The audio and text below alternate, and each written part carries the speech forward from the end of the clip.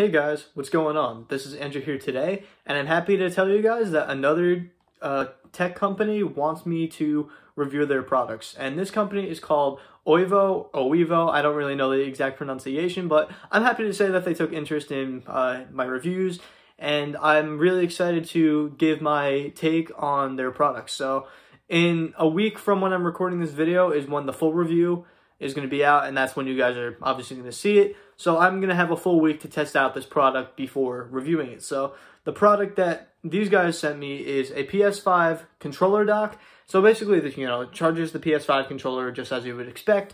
Obviously, Sony has their own one that's out, but this one is a good one to get because I believe it's much cheaper. This one is $18. There was a $3 coupon on it. I think before it was in the 20s, but obviously, they sent me over the product, so I didn't pay anything, but they also didn't pay me, so I can be as honest as I want about this product. They're not paying me. This isn't sponsored, so I'm very excited to test this out, guys. Let's get right into the unboxing. All right, guys, so let's get directly into this. So, looking at the box, it says charging station for P5 controller, so pretty weird that it doesn't say PS5, but, that's not something really to nitpick. That's fine. Breathing light. Not really sure what that means. Upgraded version, quick charging, so it should charge the controller fairly fast. LED indicators, intelligent protection. And it looks like they have some dongles which you plug into the controller, which you'll see here if I bring it to the camera a little closer, you see that it kind of goes into there. It looks magnetic as if it would go right into the dock. That's my prediction at the moment. You plug the USB dongles into the controllers, you put it on the dock, and it should just work like that. So it comes with 4 of them from at least what I see. So let's go to this side. It says the same, actually not the exact same thing, no. It shows you how you would put it on there, some text, gives you all the stuff that you need. And then here's the back, talking about the product itself, the cable and everything, and that's, I guess, what the box looks like. So let's get into opening this. I already took the tape off because I'm terrible at taking tape off on video, let alone taking things out of the box on video. So let's try not to wreck this box like I have in the past. Let's go a little easy. So just making sure to capture it. All right, looks like right here, it should just come right out. So right away, we see it's in this little thing. Let's see what's in here first. I have a feeling this is just a cable. All right, so a decent size USB Type-C cable. I actually think this looks pretty durable. This actually looks pretty good. I'm not gonna untie it yet, but nice to know that they gave you a cable. See what's in here. So, moment of truth. All right, so we got the actual product right here.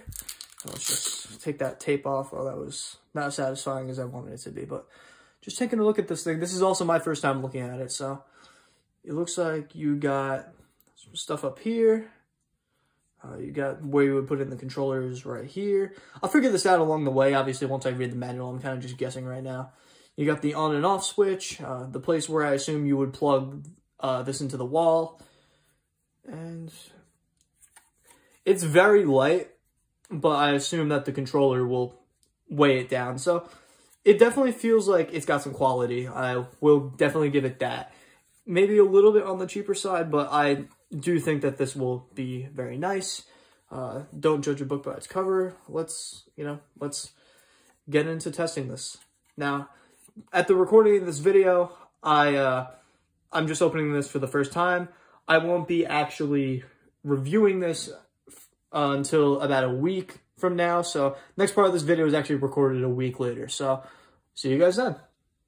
Actually, before we do that, I'll just show what else was in the package. I actually completely forgot to do that. So not entirely sure what this is. Just looking at it, it looks just like a sticker. I don't really know what that's for, but it comes with a user guide. I assume it's very easy. It comes with the warranty card. So 3-year support, 45-day return, 90-day replacement. So, this is a good thing to keep.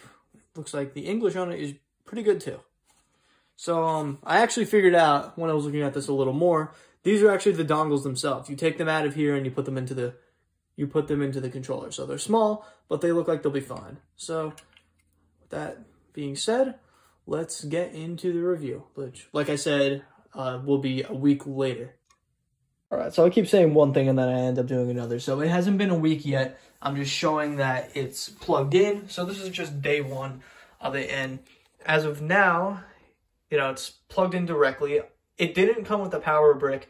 So I used one that another company has sent me, because with their products, they have provided power bricks. However, this one's probably used to, you know, be plugged into the back of the PS5. That's probably what you can just do with it. But I decided to use a power brick just to stop plugging too many things into the PS5, just in case I needed peripherals and all that other stuff. So right now, the PS5 controller is in. It's charging.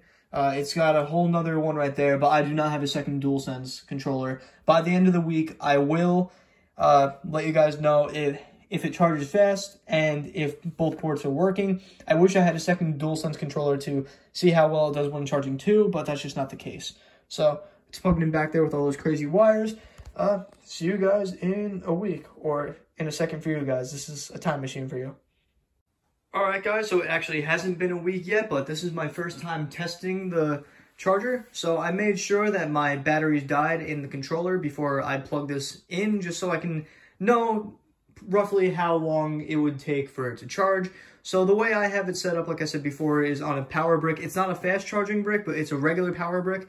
And that will be, I think, a decent estimate to show how fast it charges this thing. So my first test right now, I'll just have my stopwatch next to the thing right here. I'll be watching for that light to stop, because once that light is done, that means that the controller is fully charged. So I'll be sitting here a while. What's crazy about this controller too is I actually tried to make it die from full battery when it was like 8 o'clock at night or 9 o'clock at night. It was on freaking 3 bars till 3 in the morning. And it didn't die until like 5 minutes ago, and it is currently like 11 o'clock. So this controller lasted me over 12 hours, which is absolutely insane. So let's see how fast it actually charges the thing. I'm assuming it's not going to be too fast, but we'll be here all day. So at least we got the stopwatch there. I'll see you in a second. Okay, so it is finally done charging, and my stopwatch says 3 hours and 43 minutes, which is actually longer than how it would take if you were to charge it through the PS4, at least for what it says online. Now, like I said before, I'm using a regular charger and not a fast charger, because if I were to have to use a fast charger, I would have to spend extra money to get a fast charger. Obviously, you'll be getting better results out of something like that than if you were using a standard charger or plugging it into the back of your PS5, but these are the results with a standard charger from me, and here's my review. Okay, so it has been a week, and now it's time to get into the review of this product. So I am very satisfied with this product, like a lot. So it takes about 3 hours and 48 minutes to charge, and it did that for whether I had a slow brick or a fast brick. I did a second test using the fast brick a day after I tested it on the slower brick, and it came out to the exact same time as it was on the slow brick. So it's not going to make a difference whether you use a fast charger or a slow charger, at least from my experience. I could do another test, but just from seeing how it did, I'm almost positive that it's going to come out the same way again. So I think this product is nice. I think it's a good form factor. It's not too small. It's not too big. It fits 2 controllers, and it charges the controllers at a decent pace. So I have actually tested this charger for more than just my PS5 controller. I used it for my phone, and it worked decently well. It didn't work with my Series X controller, because I don't think the Series X controller fit in very well, but if I had a micro USB little dongle, I guarantee I would have been able to put the PS4 controller on there. So it's definitely a nice controller, and it doesn't take too much space in my setup. I was able to put it right where I would normally put one of my controllers, and it may have taken up just a little bit more than usual, but nothing to complain about. It's on my desk, and I'm very excited to get another DualSense and be able to charge 2 controllers at once. If there was any little things I'm going to nitpick, it's probably just the fact that it didn't come with a power brick, which isn't the worst thing in the world, because I have a feeling most of you guys are probably going to be plugging this thing into the back of your PS5, or you have another brick lying around, or you plug it into a USB port. I haven't actually tested any of that. I've really just used it on bricks, because that's all I had available, because the cable wasn't long enough to reach my TV, and I already had multiple things plugged into the PS5 that I needed in order to get these tests going. So at that point, I'd say maybe they just need to include a brick in there, but that's all really I need to nitpick. I think this product was great, and I recommend it to anybody looking for a PS5 controller dock. So I'm definitely going to be using it all the time. I'd rather use it than actually plugging in my PS5 controller into the PS5. So I definitely think that it's better than having your PS5 in rest mode and charging it. I've heard that there's been problems with people putting their PS5 in rest mode, and I personally haven't risked it yet because just of all the problems I've heard people having. I'm happy with keeping it on the dock, and considering that it charges the controller overnight and then stops when the controller is done being charged, I think that it's a good product and it's amazing for the price. So thank you guys for coming and watching this review. I want to thank OIVO once again for sending me the product. I hope to work with them more in the future, and I hope that they like this product review because I put as much work as I can into it. Thank you all for watching once again. I will see you all in the next video.